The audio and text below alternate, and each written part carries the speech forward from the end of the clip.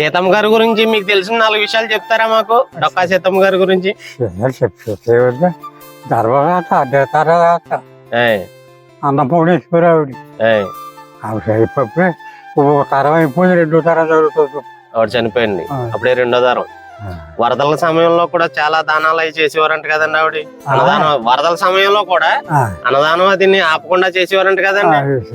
ఏయ్, పెళ్లి గారు వాళ్ళు పెళ్లి చేసేది, ఏయ్, పెళ్లిళ్ళు ఇవన్నీ కూడా. కళ్యాణాలు చేసేది, ఏయ్, చాలా దానం ఎక్కువ. దాన ధర్మం. ఓకే. ఈ గ్రామంలో డొక్కా సీతమ్మ గారు కాకుండా ఇంకేం విశేషాలు ఉన్నాయండి ఇక్కడ? స్పెషల్ ఏమున్నాయి? గోదావరి మునిగిపోవడం తప్ప.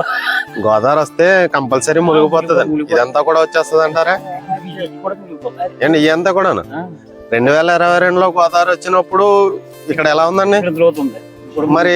ఆ టైంలో మరి పరిస్థితి ఏంటంటే ప్రజలు ఎక్కడ ఉంటారు? అక్కడ కొన్ని మెరకలు ఇల్లు, ఆ మెరకలకి వెళ్ళిపోవటమే.